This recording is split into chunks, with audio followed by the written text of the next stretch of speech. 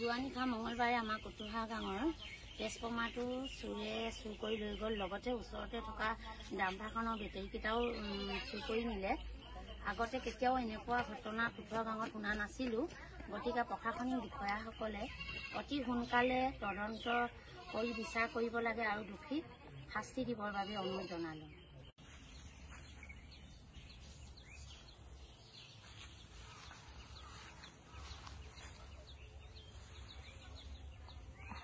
অসমবাসী তথা ডিমৰীয়াবাসীৰ বাবে এক সুখবৰ। ডিমৰীয়াৰ তেতেলীয়াস্থিত প্ৰভিন্স কলেজত আৰম্ভ হৈছে 2025-26 বৰ্ষৰ BA প্ৰথম বৰ্ষৰ নামভৰ্তি প্ৰক্ৰিয়া। উপলব্ধ সুবিধাসমূহ লাইব্ৰেৰী, কম্পিউটাৰ লেব, ডিজিটেল ক্লাছৰুম, উপযুক্ত হোষ্টেলৰ ব্যৱস্থা, কেণ্টিনৰ ব্যৱস্থা ইত্যাদি।